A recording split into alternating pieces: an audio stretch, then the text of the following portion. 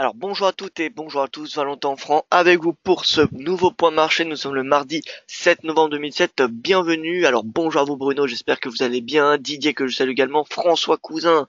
Alors l'euro GBP, on va y venir. Bonjour Didier, l'euro dollar n'a pas clôturé en dessous de 11, 1, 15,80, excusez-moi hier. Est-ce que cela remet en cause selon vous le retour sur 1,15? Alors non, pour moi je suis encore baissier sur 1,15, on va le voir pourquoi dans un petit instant. Alors Sofiane, bien le bonjour, Emmanuel que je salue également, Christophe, Raymond, voilà. Bonjour à toutes et à tous, chers habitués et bien chers habitués tout simplement. Alors, on va passer tout de suite par l'avertissement légal sur risque. Le trading avec effet levier amplifie toujours les gains et les pertes. Un compte risque limité présente un risque de perte du capital investi. L'investissement sur compte présente un risque de perte en capital. IG fournit exclusivement un service d'exécution d'ordre. La présentation est à titre indicatif et ne saurait être considérée comme un conseil ou une recommandation.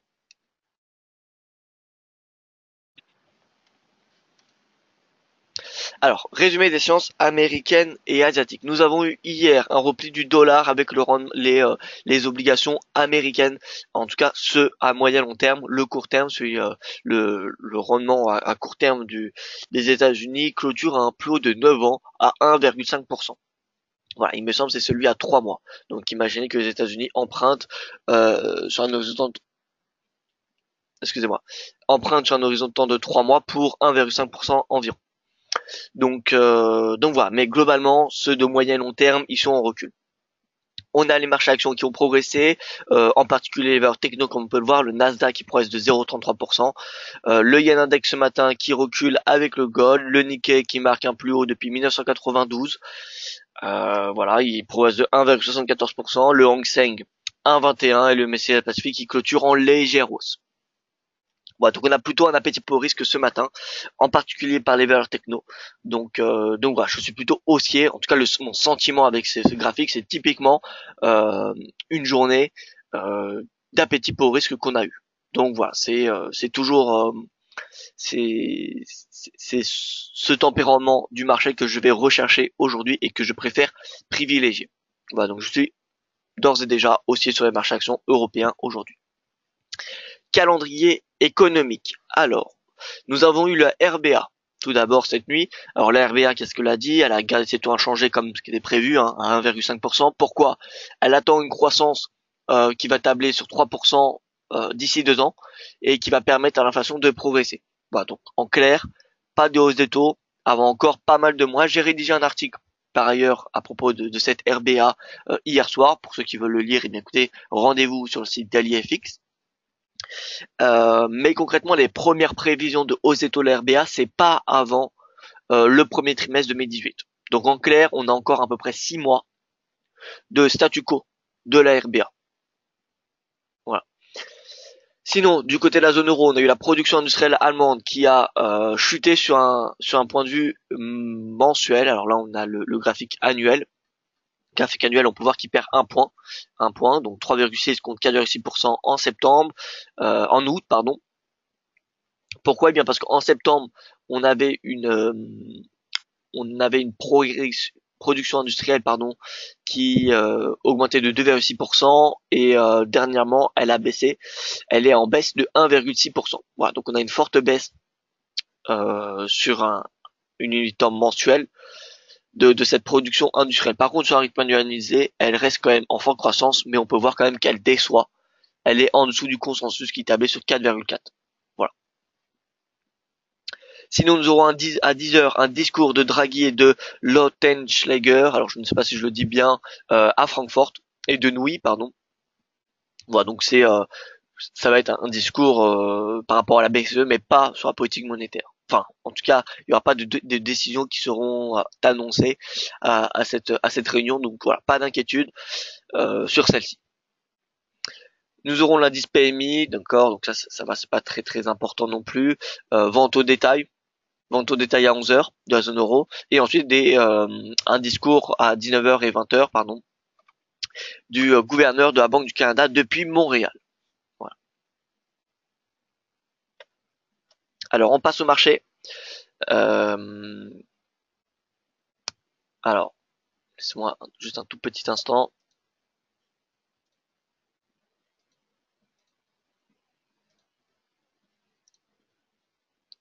Voilà. Alors, on commence par l'euro NZD. Il y a une personne qui a commenté sur YouTube pour avoir une analyse sur l'euro NZD. Alors c'est parti.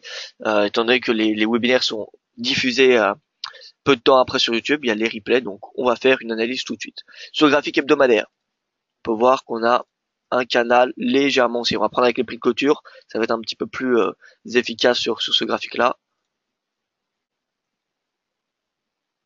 Voilà, à la rigueur, on a une espèce de biseau, hein.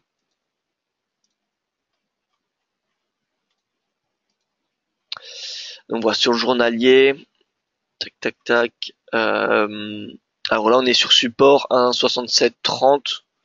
L'euro et le NZD. Donc l'euro plutôt baissier, le NZD il baisse. Maintenant, la question qui se pose, c'est est-ce que le NZD va sous-performer l'euro? Ça, c'est une bonne question. Le NZD, comme on peut le voir sur ce graphique, sur un mois, c'est la devise qui sous-performe le plus, il me semble. Voilà, c'est la devise qui sous-performe le plus. Et l'euro, il est ici. Maintenant, bon, ça c'est sur un mois, sur 5 jours, ça c'est la devise la plus forte, le NZD, avec le CAD. Donc, voilà, si je devais me positionner à court terme, j'aurais plutôt un sentiment baissier. Un sentiment baissier sur l'euro NZD jusqu'à cette moyenne mobile à 50 jours, qui est actuellement, comme vous pouvez le constater, à 1,6588. Maintenant, swing trading moyen terme, j'ai les deux. Pour les deux devises, j'ai plutôt une perspective plutôt baissière jusqu'à la fin de l'année. L'euro qui va être shorté à cause de la hausse du dollar et le NZD la Nouvelle-Zélande qui ne remplit pas encore les critères pour une hausse des taux, même si elle s'en approche et même si elle est relativement proche, la hausse des taux n'est pas encore d'actualité. Donc pour le moment, les deux devises devraient être plutôt vendues dans le fond. Euh, donc voilà, l'euro NZD à moyen terme, c'est compliqué. Disons que ce biseau résume peut-être assez bien la perspective de moyen terme. Maintenant, à court terme, c'est plutôt une baisse jusqu'à cette moyenne mobile à 50 jours qui est à anticiper. Et comme ce qui est arrivé, on peut le voir en septembre, en octobre, ici également, en juillet. Voilà. Donc, pour moi, c'est retour à cette moyenne mobile à 50 jours. Alors, on passe au DXY, les paires majeures, l'euro GBP, etc., etc. Alors, le DXY est très important. Vous pouvez voir qu'on est toujours sous cette résistance à 94,71 points. Le RSI, néanmoins, est toujours haussier. Donc le momentum est toujours haussier, ce qui va consolider notre biais haussier. Voilà. L'objectif reste le même, c'est la moyenne mobile à 200 jours. Voilà, la moyenne mobile à 200 jours qui certes s'approche du cours, donc l'objectif est un petit peu réduit chaque séance, mais c'est la prochaine résistance majeure. Donc je ne vais pas vous dire de viser les 97 juste pour dire 97. Voilà. Donc c'est la moyenne mobile à 200 jours déjà qui est importante à surveiller. Comme vous pouvez constater, c'est une moyenne mobile qui est très importante sur le DXY et sur toutes les paires majeures de manière générale, à part sur les paires en yen. Donc le DXY, voilà. Tant qu'on n'a pas la clôture haussière, eh bien c'est neutre sur du court terme. Neutre sur du court terme, tout simplement. Si on a la clôture haussière au-dessus de cette résistance, alors ça sera un signal haussier. Direction la moyenne mobile. Mais voilà, tant qu'on n'a pas la clôture, on restera neutre sous cette moyenne mobile, sous cette résistance. Donc c'est pour cela que l'euro-dollar consolide. L'euro-dollar consolide, alors certes on a dans le fond une baisse de l'euro et on peut voir qu'on peut tracer un canal baissier avec les 2-3 points de contact, 1, 2, 3, 4 pour la borne haute et pour la borne basse, 1, 2, 3. Voilà. Donc on a un petit canal haussier qui s'inscrit dans un long canal haussier. Donc voilà, on a une baisse, c'est un retracement, une consolidation, une respiration, vous appelez ça comme vous avez envie. Attention néanmoins, on a une petite divergence haussière qui est en train de se mettre en place, alors elle est très loin d'être validée. On peut voir quand même que le RSI est sur un support qui n'a pas été dépassé depuis le début de l'année. Donc voilà, prudence.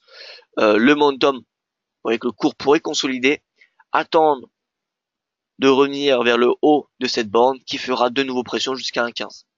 Voilà, donc pas de précipitation sur l'euro-dollar. Les 1,15, je sais que tout le monde est pressé, hein, même moi, hein, je suis plutôt pressé d'atteindre les 1,15. Je pense honnêtement, j'ai une forte conviction que ça va être atteint. Voilà. Pour des raisons fondamentales, déjà. Les statistiques macroéconomiques, les États-Unis qui font bien mieux que la zone euro, même si les statistiques de la zone euro s'améliorent. Voilà, les États-Unis, ça ça reste quand même, ils sont quand même avec des statistiques bien meilleures et qui justifient eh bien le durcissement des taux. Je ne sais pas si vous avez vu passer mon tableau des chiffres macroéconomiques que je vais publier dorénavant tous les mois. Alors sur Twitter, on regarde cela rapidement et vous allez comprendre. Voilà. Les indicateurs macroéconomiques d'après les dernières publications qui ont été publiées en octobre. Et vous pouvez voir que, alors la zone euro, 2,5% de croissance, c'est un rythme annuel bien évidemment. Le chômage à 8,9%, il baisse, c'est bien, mais il est très loin de l'objectif qu'on estime d'après les experts à 7% pour la zone euro. Voilà. Et 1,4% pour l'inflation. Alors que les États-Unis, vous regardez quelques lignes au supérieur, c'est le seul pays où tous les objectifs sont dans le vert. On a beau critiquer, des statistiques américaines, c'est le seul pays qui a une croissance au-dessus de 2%, qui a un taux de chômage en dessous de 5% et une inflation au-dessus de 2%. Voilà. Et la plus proche, c'est la Nouvelle-Zélande. 2,5, 4,6, 1,9. Voilà. Donc c'est la plus proche, la Nouvelle-Zélande. Le Canada peut noter la croissance à près de 4%. Taux de chômage en baisse, l'inflation en hausse, bref. Voilà, ça justifie également la hausse des taux. Je vous rappelle que l'inflation objective c'est à 2%, mais de manière générale, en fait, c'est plutôt une fourchette entre 1 et 3%. C'est pour ça qu'on prend en général la valeur médiane de cette fourchette qui équivaut à 2%. Voilà. Mais les banques centrales sont ouvertes à progresser à une hausse des taux si nécessaire, si l'inflation est entre 1 et 3%. Voilà. Donc on dit 2%, mais sachez que c'est plutôt une fourchette. Donc voilà. Donc les États-Unis, comme on peut voir, tous les indicateurs sont dans le vert. La zone euro, on n'a que la croissance et encore la croissance vient peut-être est supérieure à 2% depuis quelques mois. Ça ne fait pas non plus. C'est depuis le deuxième trimestre qu'on a une croissance au-dessus de 2%. Donc voilà, c'est assez récent. Donc ça justifie bien cette, dans le fond, la baisse de l'euro. Hein, cette baisse de l'euro qui ce matin à cause de la production industrielle allemande qui a baissé tout simplement lors de la dernière publication, eh bien fait baisser l'euro. Donc voilà, moi je suis baissier sur l'euro dollar. Pourquoi? Déjà parce que je suis haussier sur le dollar et en plus l'euro, les statistiques macroéconomiques sont, je dirais, un petit peu décevantes ces derniers temps. Surtout au niveau de l'inflation qui ralentit. On avait atteint un pic de 1,5% il y a quelques mois, on est actuellement à 1,1 et c'est cette inflation qui est la plus importante pour le marché, pour les spéculateurs. Voilà, donc l'eurodoll, pour moi, je ne dirais pas que ça fait aucun doute, mais j'ai vraiment une forte conviction qu'il ira atteindre 1,15 d'ici quelques jours, quelques séances, quelques semaines. Voilà, c'est juste une question de temps.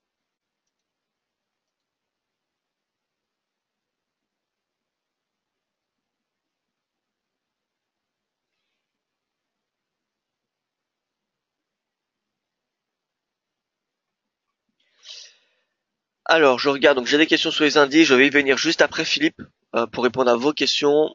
Es-tu aussi sur le dollar canadien? Oui, Bruno, mais attention, je suis aussi sur le dollar canadien pour deux raisons. Déjà, la politique monétaire, qui dans le fond a justifié le rallye haussier du dollar CAD cet été, et également par le pétrole. Maintenant, le pétrole, comme vous le savez, bon, il est haussier, c'est clair, mais il atteint une zone de résistance importante.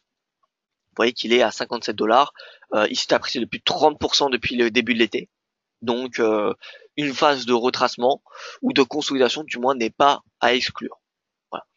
Le pétrole qui atteint un plus haut de 2 ans, donc à court terme j'ai plutôt des perspectives, disons neutres, voire même baissières.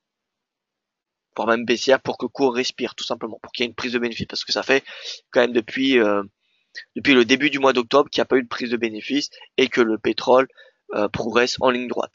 Voilà. Donc le CAD, à court terme, j'ai plutôt voilà, je suis haussier, je reste haussier sur du court moyen terme, mais le momentum, je ne serais pas surpris si le momentum s'affaiblit sur du court terme. Parce que le pétrole va probablement ralentir. Voilà. Maintenant, je garde mon biais haussier, surtout face au yen ou au CHF qui ont des politiques monétaires totalement dovish, contrairement au CAD, à la Banque du Canada qui a commencé un durcissement des taux cet été. Voilà, donc CAD yen, CAD CHF, pour moi je reste haussier. Maintenant, l'USD CAD, Ça me semble assez compliqué. On a deux banques centrales qui sont dans des durcissements des taux. Maintenant, j'ai plutôt une préférence pour le dollar.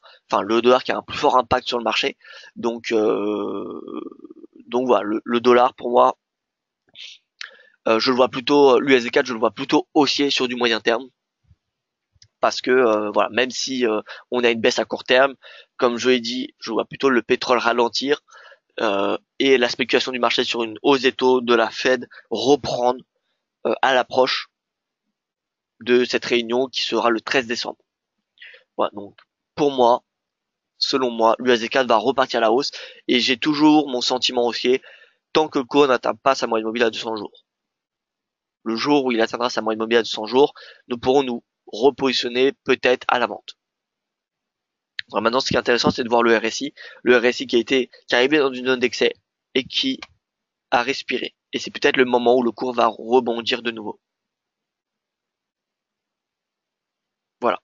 Donc l'USD-CAD, moi je suis haussier sur du moyen terme. À court terme, c'est assez compliqué entre le pétrole, le dollar. Voilà, il n'y a pas vraiment de. C'est assez compliqué de prévoir pour moi cet objectif de court terme. Voilà. Maintenant, j'ai des niveaux de support et de résistance tracés, donc vous pouvez très bien les utiliser comme eh bien pour votre trading. L'USD CHF, alors la parité consolidation à l'image du CHF et du dollar qui consolident ensemble. L'USD Yen c'est pareil. Ce qu'il faut regarder c'est le RSI. Le RSI qui n'a toujours pas cassé cette oblique baissière. Le jour où il clôturera au-dessus de cette oblique haussière, ce sera un signal haussier jusqu'à 118. NZD USD, voilà, toujours en rebond. Néanmoins, j'ai toujours un sentiment baissier jusqu'à 0,68. Voilà. Et ce rebond entre guillemets, ne m'inquiète pas au vu des précédents rebonds qu'on a eu depuis le début de l'été. Comme vous pouvez le voir, on a des rebonds quand même assez avec une amplitude assez importante. Donc pour ce rebond-là, ne m'inquiète pas vraiment pour le moment. Le GBP, toujours dans son canal haussier. Plus que ce canal, pour moi, c'est le RSI qu'il faut surveiller. Comme vous pouvez le voir, on a un bon niveau de support. Et donc si on a un retour du RSI sur ce support à 32 points du RSI, ça sera le moment d'acheter.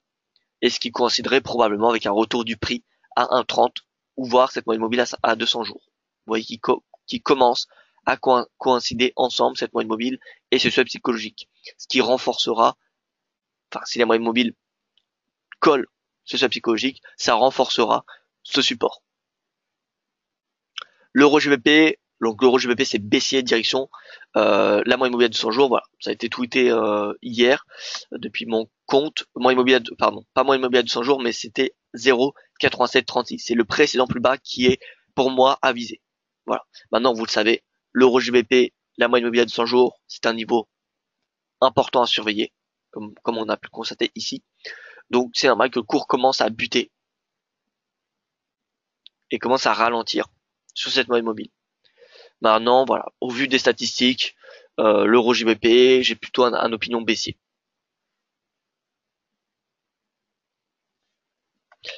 Voilà. Alors je passe aux indices. Alors les indices, j'ai une question.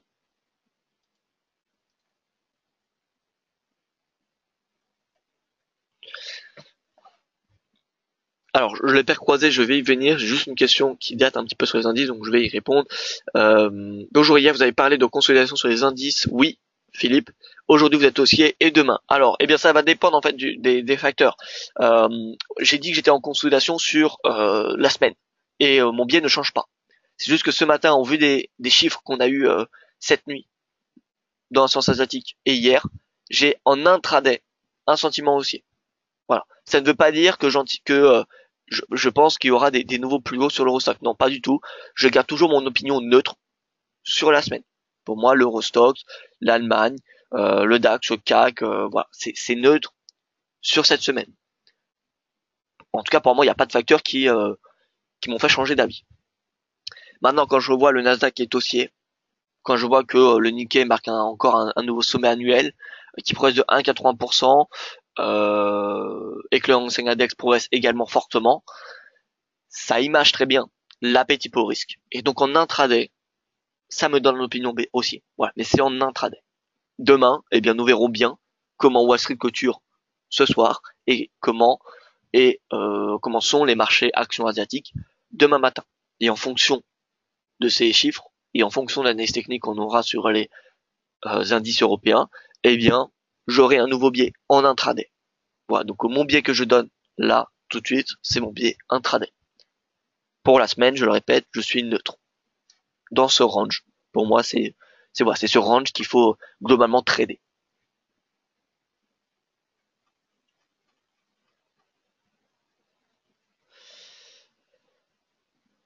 Alors, merci pour les infos. Par contre, les leçons bug par moment, je pense que ça vient de chez vous car le problème.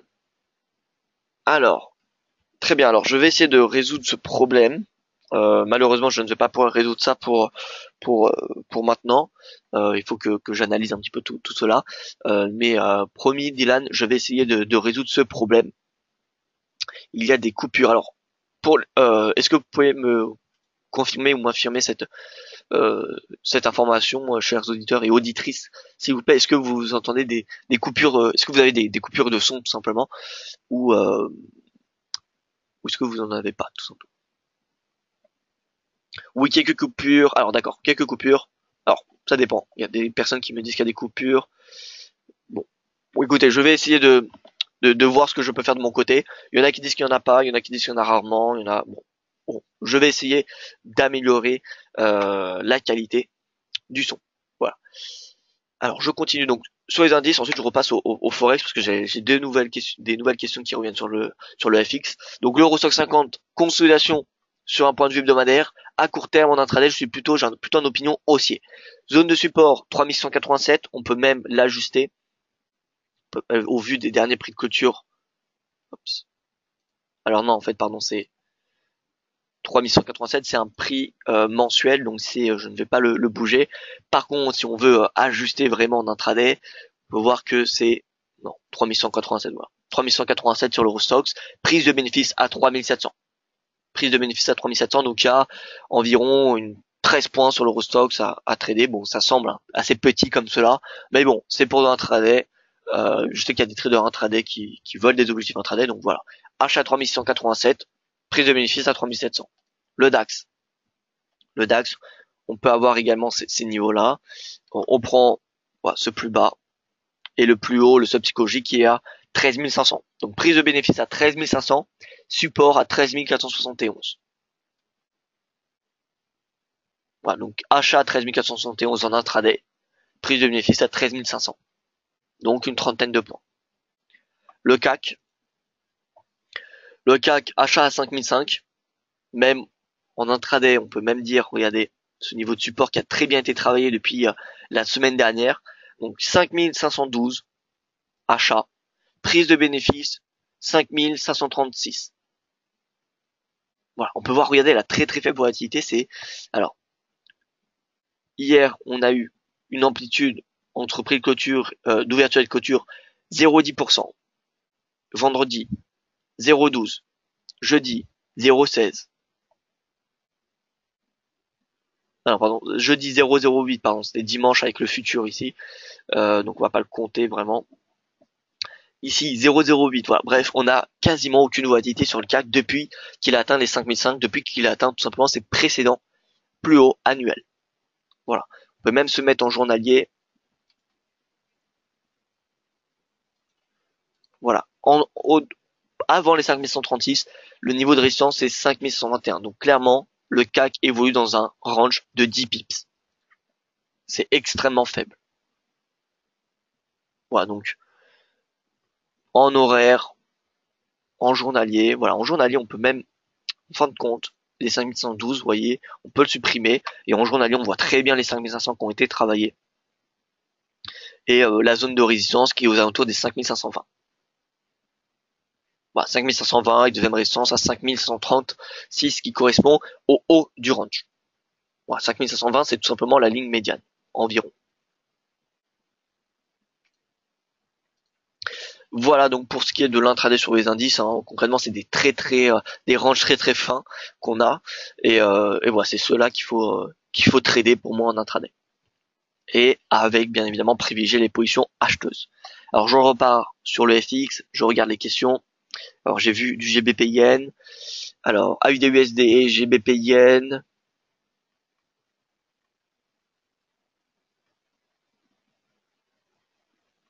D'accord, AUD USD, GBP Yen.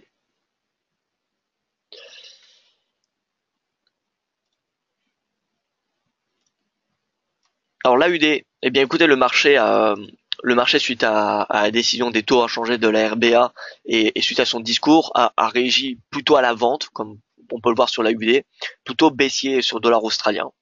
Donc le premier objectif de court terme, eh bien on vient viser les précédents plus bas prix de clôture, qui sont autour des 0,76 et l'objectif ça reste le même. Alors j'ai supprimé cette ligne hein, qu'on avait depuis un peu plus d'une semaine maintenant, cette flèche baissière direction des 0,74 parce que j'ai rédigé un article hier et je ne pouvais pas laisser une flèche hein, comme vous pouvez vous en douter.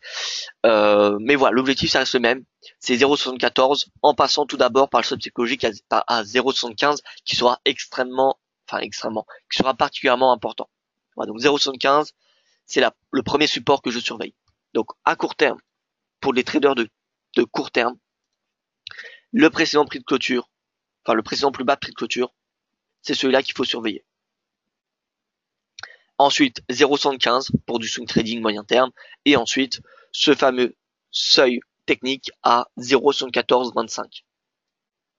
Voilà, donc je retrace encore une fois cette flèche. Voilà.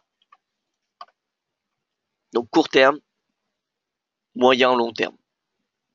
Tout va dépendre forcément de la force du dollar et également de l'or. Hein. L'or qui corrélait, enfin l'AUD qui corrélait à l'or. Donc si l'or est baissier, le dollar australien aura tendance à retracer. Voilà, donc là on voit l'or qui, encore une fois, hein, l'analyse technique reste la même depuis environ une dizaine de jours. C'est la moyenne mobile à 200 jours qu'il faut payer. Et ce pivot mensuel de 2015 à 1283, en fait, c'est le seuil psychologique à 1280, où il faut vendre. Tout simplement.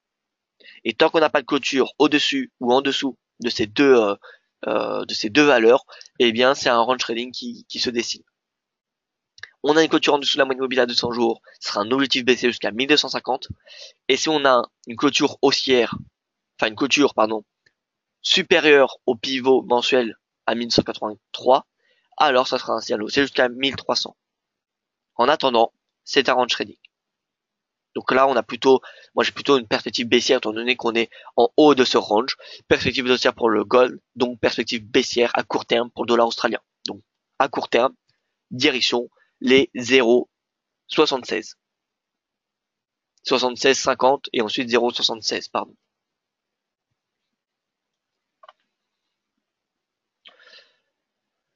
Alors, GBP Yen, ensuite GBP USD. Je vois que j'ai une nouvelle question sur le GBP USD. Alors GBP Yen, voilà, dans le fond c'est haussier pour des raisons fondamentales. Hein. Les banques centrales. Alors on a la BOE, bon pas pour des raisons vraiment très positives, mais durcit sa politique monétaire pour réduire cette inflation. Et de l'autre côté, on a le yen qui a, avec la BOJ, qui a toujours une politique monétaire généreuse et bien les perspectives sont encore généreuses pour plusieurs mois, voire un an au moins. Donc perspective baissière sur le yen ou du moins haussière pour le GBP au vu de la politique monétaire. Maintenant, le GBP, comme vous savez, tout dépend à moyen terme du Brexit, comment les négociations se passent, comment elles se déroulent. On l'a très bien vu il y a à peu près un mois et demi, lorsque Michel Barnier avait annoncé que les négociations étaient dans une impasse.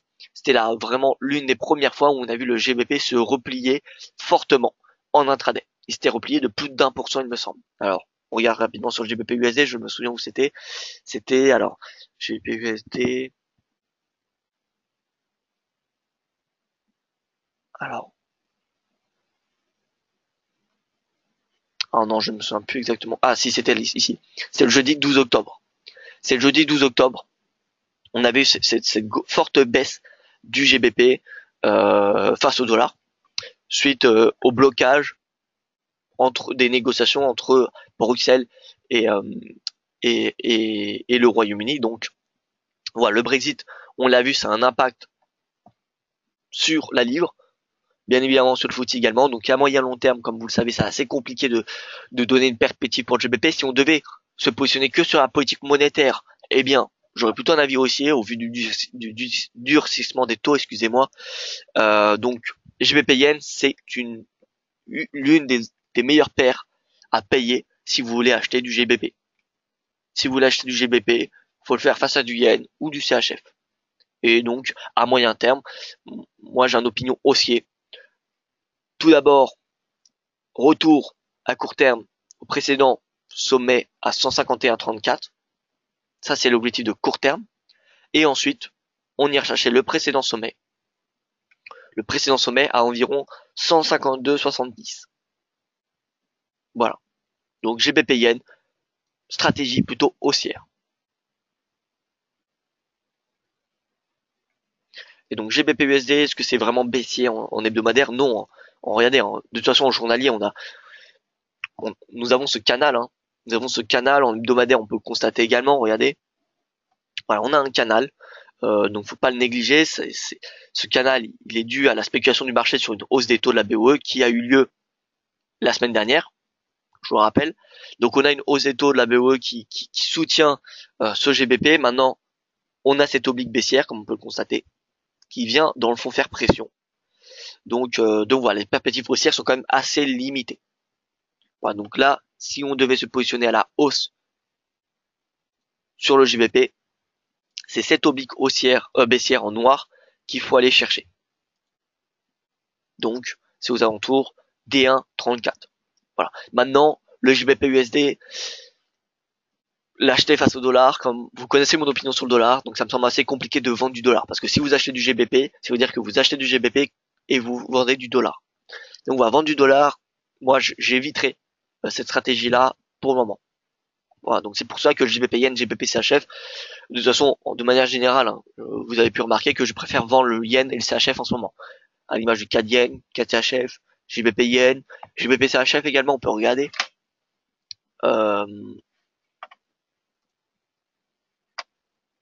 GBP CHF c'est également haussier et c'est direction ce sommet qu'il faut aller chercher, 1,33. Voilà. Sinon, on a également le CAD Yen. Le CAD Yen, je l'ai déjà cité. Mais sinon, donc, l'USD CAD et l'USD Yen et l'USD CHF, qui sont pour moi deux stratégies haussières du dollar. Dollar USD Yen, dollar USD CHF, et sinon vente euro-dollar. Voilà. Mais clairement, le Yen et le CHF, c'est deux devises qui se shortent pour le moment.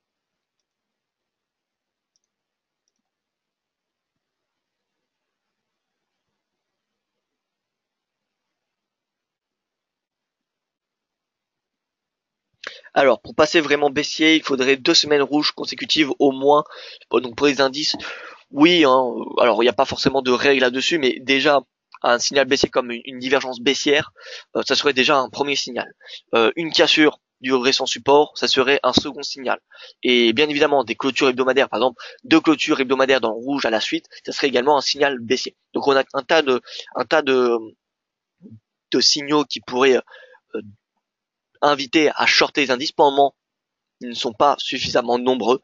Donc voilà, c'est neutre. Ils sont dans une zone d'excès. Les momentum des marchés actions européens sont dans des zones d'excès. Donc c'est normal qu'il y ait une consolidation. On a marqué des nouveaux records annuels récemment. Donc c'est normal que les marchés actions européens prennent des bénéfices. Sur le Brent, étant donné que la dynamique haussière, que la dynamique fortement haussière et la volatilité élevée, quels seraient les signaux à guetter pour une possible consolidation? Alors déjà, le RSI, le momentum, alors le Brent, on y passe tout de suite, et sans transition pour, euh, les commodities. Donc le Brent, on peut voir que le RSI arrive dans une zone d'excès. D'un point de vue journalier, cette zone n'a pas été dépassée depuis maintenant, vous pouvez voir, alors 2012, vous voyez que 2012, on avait cette résistance. Et là, on y est quand même relativement proche. Vous voyez. Donc attention, le RSI arrive dans une zone d'excès qui invite à la prudence. En tout cas, c'est pas le moment d'acheter le Brent, ça c'est sûr. Alors le Brent, moi je ne le regarde pas beaucoup pour être honnête avec vous, donc on va tracer ensemble les niveaux de support résistance. Hop. Donc prix de clôture, hein, comme vous le savez. Voilà, et là il y en a suffisamment, ils sont suffisamment nombreux, ces niveaux.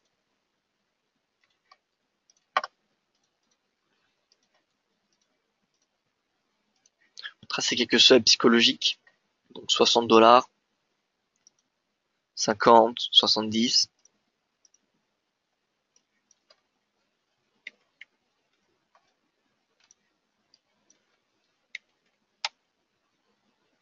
On va même tracer 65, je pense.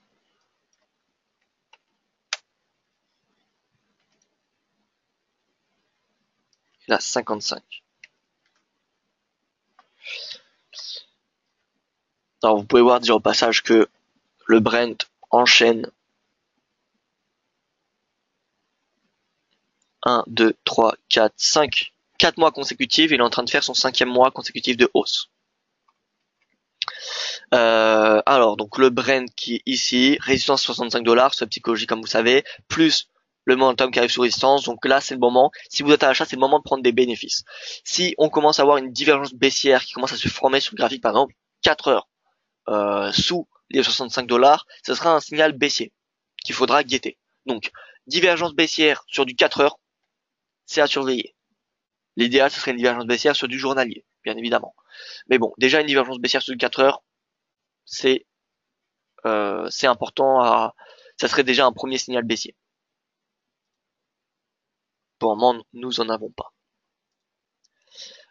Donc voilà, le RSI à surveiller et si on a une jambe de baisse, tout simplement. Donc ça, ce serait des signaux baissiers qui pourraient faire revenir le cours à 60 $. Et 60 $, c'est déjà assez élevé. Hein. Regardez le Brent. Le Brent, depuis le début de l'été, il s'est apprécié de 44%. On retrouve presque le même rallye qu'on avait en 2016.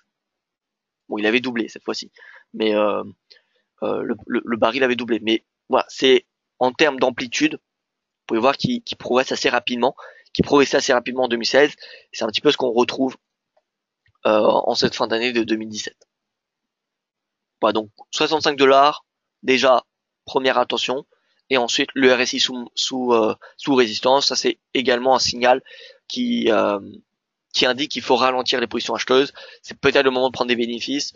C'est pas le moment encore de vendre parce qu'on n'a pas de signaux baissiers, mais en tout cas on a des signaux comme quoi le marché arrive dans une zone d'excès. Voilà. Donc attendons avant de vendre le Brent ou le pétrole. C'est pour ça que le WTI pour le moment ça ne se shorte pas non plus, parce que bien qu'il est dans une zone de résistance, dans une zone d'excès pardon, on n'a pas réellement de signaux baissiers. En tout cas moi je n'en ai pas vraiment qui me donne une réelle conviction. Donc voilà, moi je préfère m'abstenir de shorter. Pour le moment c'est haussier. Le pétrole est haussier, donc faut suivre la tendance. Maintenant, c'est pas le moment d'acheter. Au vu du RSI, c'est vraiment pas le moment. Tout comme Wall Street, hein. Si vous regardez Wall Street, regardez le Dow Jones. Ceux qui veulent acheter le Dow Jones maintenant, regardez alors c'est peut-être hors sujet, on s'écarte un petit peu des commodities, mais regardez le Dow Jones, moi ce que j'ai un Dow Jones qui évolue dans un canal haussier depuis 2010 environ, le RSI qui est un plus haut depuis 1987 sur le graphique hebdomadaire. Voilà, donc RSI a un plus haut de 30 ans et en haut de son canal haussier. Donc ceux qui achètent maintenant le Dow Jones, je dirais que c'est assez risqué. Voilà. Donc voilà, le Dow Jones, il s'observe, il se commente. Est-ce qu'il s'achète actuellement? Non.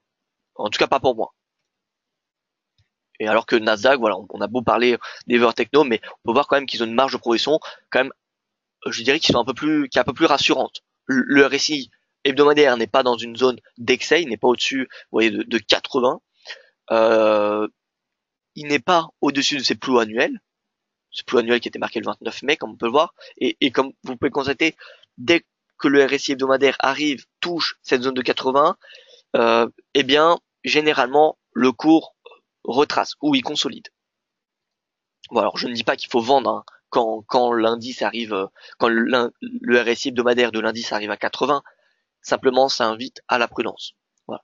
Mais en tout cas, en termes de marge de progression, on peut voir que le Nasdaq n'est pas en haut de son canal, et donc on peut, pourquoi pas, anticiper eh bien, une direction haussière jusqu'à 7000 points. Ça semble possible. Et le S&P, c'est pareil. Le S&P qui est un peu plus diversifié, on peut voir que il est, eh bien, quasiment à l'axe médian de son canal. Et si on utilise la régression linéaire, tac tac, alors, qui est ici. On prend au début du canal, on prend aujourd'hui, et on peut voir qu'on est parfaitement, par rapport à tout ce qu'on a connu depuis 2011, vous voyez, eh bien on est en plein milieu de l'axe. Donc ça veut dire que c'est une progression linéaire. Voilà, donc on n'a pas vraiment, bien sûr si le Dow Jones retrace, on aura le S&P qui va retracer, ainsi que probablement le secteur techno, mais en tout cas, si je devais payer un indice américain, ce serait plutôt le S&P ou le Nasdaq que le Dow Jones. On peut voir que les grosses capitalisations boursières, parce que le Dow Jones c'est les plus grosses capitalisations boursières des États-Unis. Alors il n'y a pas que cela, bien évidemment, mais voilà, c'est les grosses, très très grosses entreprises. Il n'y a pas de petites ou de moyennes entreprises. Donc les grosses entreprises sont énormément payées et arrivent dans une zone d'excès importante. Bref, je reviens sur le pétrole. Excusez-moi pour cet aparté. Donc le pétrole pour le WTI et pour le Brent, pas encore de position vendeuse étant donné qu'on n'a pas encore, enfin en tout cas moi je ne trouve pas de signaux baissiers très convaincants pour le moment. Le gold, on a fait le tour. Et donc le trade du jour, bien écoutez, on va regarder de nouveau ce graphique. Est-ce qu'il a changé sur 5 jours? CAD, NZD ça m'embête un petit peu de le payer pour être honnête avec vous, donc je ne vais pas le payer. Le yen, le CHF qui sont là on a fait par contre on a fait un bon choix, vous voyez, de vendre le yen et le CHF. Si vous regardez sur 5 jours, c'est les deux devises qui sous-performent le plus. Sur un mois, c'est bon, c'est pas ceux qui sous-performent le plus, mais on peut voir quand même qu'on les retrouve plutôt à la baisse. Avec surtout le CHF, c'est la deuxième devise qui sous-performe le plus. Sur 3 mois, yen, CHF. Sur 6 mois, yen, CHF. Donc, selon selon le délai, je ne dirais que c'est pas forcément les devises les plus baissières, mais en tout cas, on constate que sur 5 jours, 1 mois, 3 mois, 6 mois, c'est des devises qui sous-performent face au dollar et face à des devises quand même importantes et qui sont dans un durcissement des taux comme comme le dollar CAD. Voilà, donc c'est pour cette raison que le CAD yen, CAD CHF, l'USD yen, l'USD CHF, ça me pose pas vraiment de problème à payer ces devises et enfin ces paires. Et le GBP, regardez, le GBP qui sur 6 mois est repassé haussier, sur 3 mois également, sur un mois également, sur 5 jours. Bon, 5 jours c'est du court terme quand même, mais on peut voir qu'il est au-dessus du yen et du CHF. Donc le GBP, j'ai envie de dire, c'est une devise qu'on peut quand même payer malgré ce Brexit. Ça se paye. En tout cas, sur les 6 derniers mois, ça se payait. Voilà donc les stratégies du jour, pas vraiment de nouvelles. Si je devais résumer les stratégies qu'on a en place, vraiment CAD yen, CAD CHF. On a également une possibilité avec l'USD yen en cas de cassure de l'oblique. La cassure de l'oblique baissière, ce sera le signal haussier pour passer à l'achat sur les yen, mais j'ai déjà une conviction haussière. Mais voilà, j'attends juste un signal technique. Le signal technique, ce sera la cassure. Voilà. L'USD CHF, on est déjà à l'achat depuis maintenant quelques semaines. Depuis ce niveau d'entrée là, on avait la parité et maintenant j'ai une conviction, je pense haussière. Le cours peut vraiment continuer à être haussier jusqu'à au moins 1,02. Voilà, donc il y a vraiment 4 convictions que j'ai pour le moment sur le forex. Et voilà, tout simplement. Donc pas de nouvelles convictions réellement ce matin. GBP yen, GBP CHF, voilà, ça se vaut également, mais attention avec le Brexit.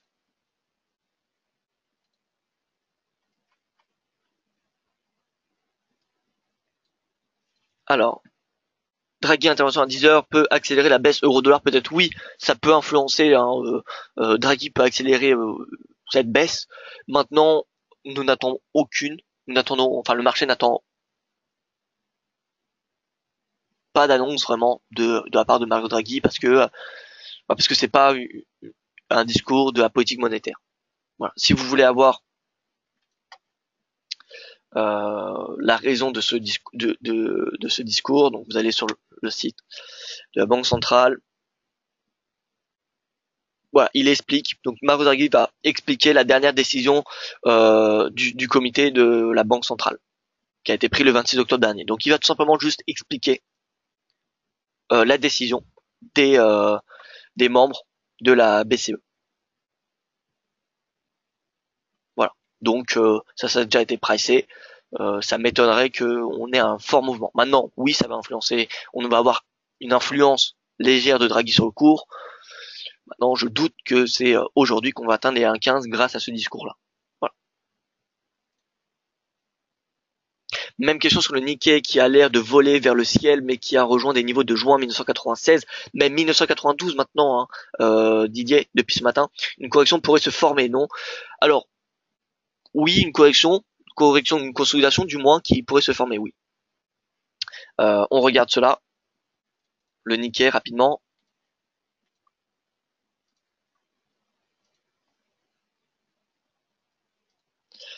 Le Nikkei qui atteint les 23 000 points, qui a évolué en flèche en un mois, en un peu plus d'un mois, regardez. Depuis le point bas réalisé le 10 septembre, donc en 2 mois, le Nikkei a pris 20%. Donc c'est la performance du Nikkei en 2 mois est supérieure à celle du S&P en un an. Enfin, depuis le début de l'année. Donc c'est énorme cette progression du Nikkei. Maintenant, attention, vous voyez que le RSI arrive dans une zone d'excès. De plus, on a une divergence qui est en train d'être formée. Alors, elle est loin d'être validée, mais voilà, c'est un début de signal baissier. Voilà. On regarde sur le graphique hebdomadaire. Pareil, sur le graphique hebdomadaire, on peut voir que le RSI est à un plus haut depuis 2013. Forcément, tous les actifs un peu japonais, asiatiques sont assez amples. Donc on voit des mouvements, que ce soit du prix ou du momentum, vraiment très amples. Hein. Parce que voilà, en Asie, il y a la spéculation, c'est vraiment quelque chose d'apprécié. Et vraiment la volatilité, quand on voit le yen, de toute façon, le yen ou les paires en yen ou les indices asiatiques, de manière générale, bien évidemment, je préfère pas généraliser, mais voilà, globalement, c'est assez ample comme mouvement. On a soit une consolidation qui est une vraie consolidation pendant quelques temps. Vous voyez là sur le graphique hebdomadaire, on a une vraie consolidation. Dès qu'on a une baisse, on a une vraie baisse. Comme ici, on a une baisse. Ici, on avait une tendance. Et quand on a une hausse, c'est assez quand même, c'est assez prononcé. Voilà donc, ça ne m'étonnerait pas qu'on ait une consolidation, voire un retracement comme on avait connu ici. Vous voyez, dès qu'on a une forte hausse, eh bien on a un retracement qui peut se faire. Donc là, on avait un retracement de 20%. Alors je ne dis pas que ça va retracer de 20%, mais vu l'amplitude des mouvements sur les indices asiatiques et japonais, eh bien c'est possible qu'on ait un retracement jusqu'à 20 000. Hein. C'est possible que ça reparte à 20 000 ou 21 000. Voilà. En tout cas, à surveiller. Le Nikkei est à 23 000. La tendance elle est haussière, donc pas encore de position vendeuse. On n'a pas encore de signaux baissiers. Donc pour le moment, la stratégie est haussière. Maintenant, est-ce qu'il faut payer le Nikkei maintenant? Non. Le timing, c'était au mois de septembre, voire début octobre. Mais ce n'est plus le moment. Donc, faut attendre le prochain, le prochain timing, tout simplement. Mais oui, concrètement, les indicateurs sont globalement dans l'excès, également sur le Nikkei. Et ça, c'est concrètement. Alors, si je dois rajouter deux, trois mots, parce que ça fait déjà 50 minutes qu'on est ensemble, mais concrètement, ces zones d'excès sur les marchés actions, c'est presque le résultat des politiques monétaires généreuses. L'afflux de monnaie, de liquidité sur les marchés, mais étant donné que les obligations ne rapportent plus rien, étant donné que c'est inondé par les banques centrales, je vous rappelle que le Japon a un taux plancher sur le 10 ans du japonais qui est à 0,10%. D'accord?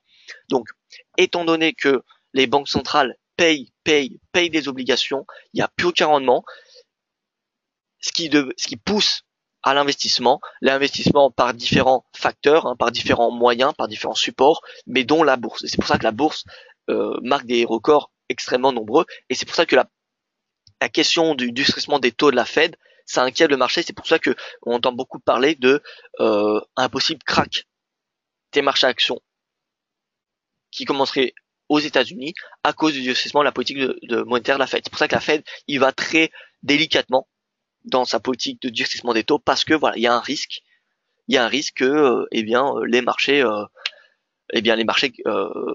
se replient tout simplement pour ne pas trop vous inquiéter. Voilà. Enfin, c'est pas non plus inquiétant, hein, mais voilà, c'est juste un facteur qu'il faut garder également dans un coin de notre tête. Bonjour, un petit conseil sur l'euro GBP sur la journée. Alors Steve, l'euro GBP dans la journée en intraday. Pour moi, la moyenne mobile à 200 jours va probablement tenir. Maintenant, si Draghi s'exprime de façon plutôt extrêmement dovish ou plutôt dovish ce matin, donc dans une dizaine de minutes, eh bien cette moyenne mobile sera dépassée. En swing trading, je pense que le cours va revenir déjà à son plus bas prix de clôture, qui est à 0,80. Alors, laissez-moi vérifier cela. Ici, prix de clôture 0,8767. Voilà, donc ça c'est là le premier objectif à court terme, que ce soit en intraday ou pour quelques séances, c'est 0,8767. Et ensuite, on ira chercher les 0,8736. Voilà, un petit peu pour cet euro GBP. Écoutez, voilà, merci à vous pour votre attention. Merci pour votre attention. J'essaierai d'être un petit peu plus court la prochaine fois. Excellente journée à vous. Merci pour votre présence. Et écoutez, rendez-vous demain pour le prochain point de marché avec moi-même à 9h, hein, comme vous le savez. Et voilà, excellente journée et à demain.